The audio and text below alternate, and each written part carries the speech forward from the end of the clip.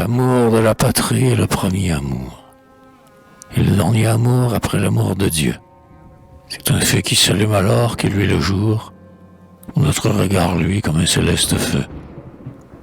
C'est le jour baptismal aux paupières divines de l'enfant, la rumeur de l'aurore aux oreilles, fraises écloses. C'est l'air emplissant les poitrines, en fleurs, l'air printanier rempli d'odeurs vermeilles. L'enfant grandit, il sent la terre sous ses pas, qui le porte, le berce, et bonne, le nourrit. Et douce, désaltère encore ses repas, d'une liqueur, délice et gloire de l'esprit. Puis l'enfant se fait homme ou devient jeune fille, et cependant que croît sa chair pleine de grâce, son âme se répand par-delà la famille, et cherche une âme sœur, une chair qui l'enlace. Et quand il a trouvé cette âme et cette chair, il naît d'autres enfants encore, fleurs de fleurs, qui germeront aussi le jardin jeune et cher des générations d'ici, non pas d'ailleurs. L'homme et la femme ayant l'un et l'autre leur tâche, s'en vont un peu chacun de son côté. La femme, gardienne du foyer tout le jour sans relâche, la nuit garde l'honneur comme une chaste femme. L'homme va qu'au dur soin du dehors, des travaux, la parole à portée sur ce qu'il vaut. Sévère et brave et douce, et rude au discours faux, et la nuit la ramène entre les bras qu'il faut. Tous deux, si pacifiques est leur course terrestre, mourant bénis de fils et vieux dans la patrie.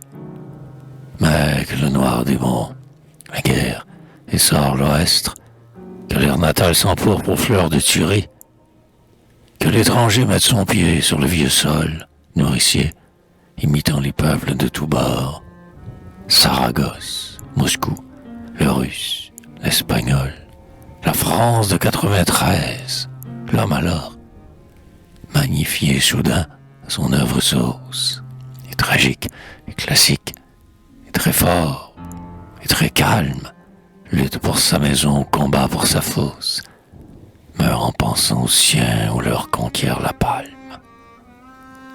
S'il survit, il reprend le train de tous les jours, élève ses enfants dans la crainte de Dieu, des ancêtres, il va refleurir ses amours, au flanc de l'épousée prise du fier jeu.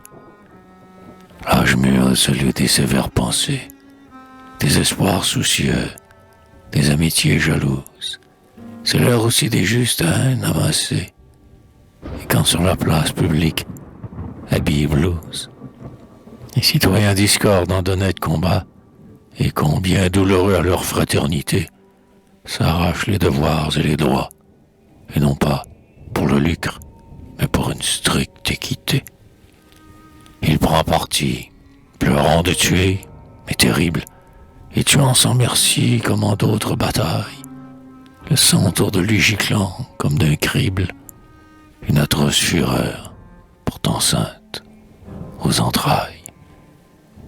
Tuer, son nom, célèbre ou non, reste honoré. Proscrit ou non, il meurt heureux, dans tous les cas, d'avoir voué sa vie et tout au lieu sacré qui le fit homme et tout, de joyeux petits gars.